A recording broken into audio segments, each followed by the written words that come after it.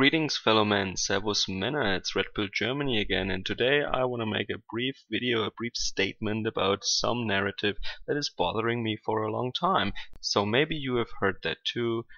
Some content producers on YouTube or also in the mainstream media, everywhere basically, you hear this narrative that right-wingers are blaming foreigners for the problems of the West. That all these problems we have in Western societies are, according to the evil right-winger, the fault of migrants and foreigners.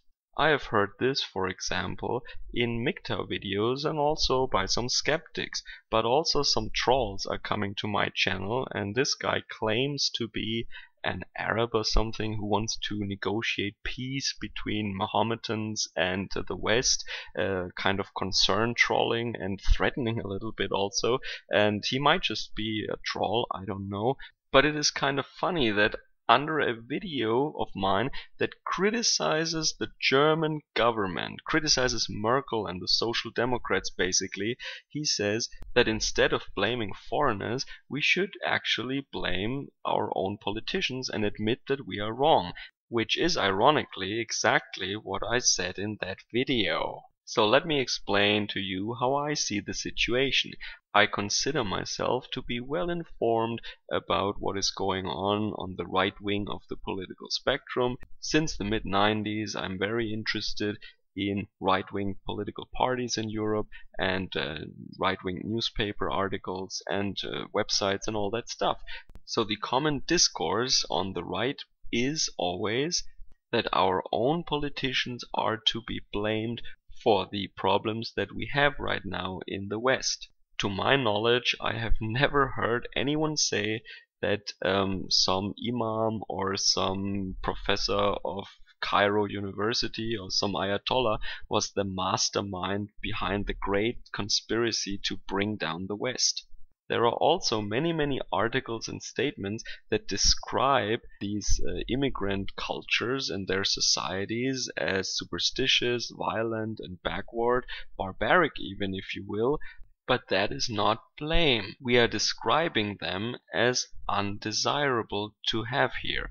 We don't want these people on our continent, and this is why we blame and criticize our leaders who, against our warnings and our predictions that turned out to be true, have brought them in here. So you can look, for example, at any right-wing media portal online like Gates of Vienna or PI News or all that stuff.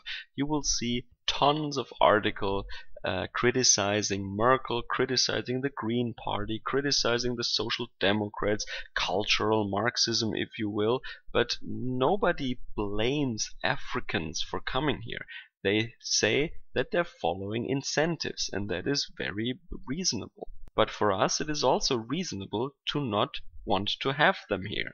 And the articles that scandalize the violence that is committed by them against the indigenous people of Europe, or the huge burden that they are on us when you consider welfare and our medical system, for example, are just going to show how undesirable it is and what the problems are that they are creating here.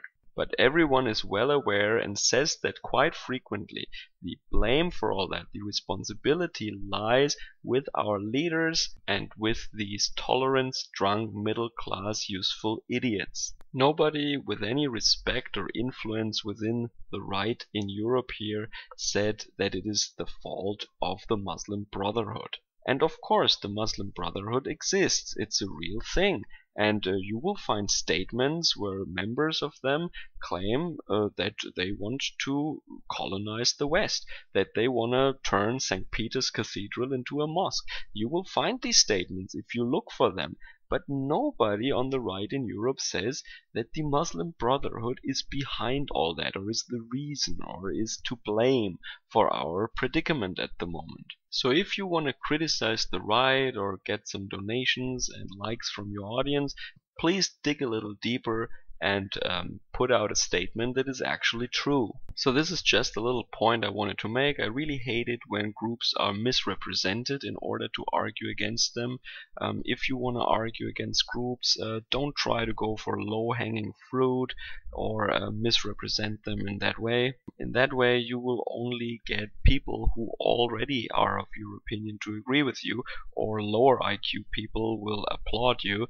But if you really want to engage in a discussion, or if you really want to convince people who are a little smarter, then you should actually not do that. Of course, this tendency of going for low-hanging fruit or misrepresenting another person or group goes both ways, and this is not the only instance in which I have seen that. It is just one I choose to pick. So enjoy the rest of your weekend. Servus, Kameraden.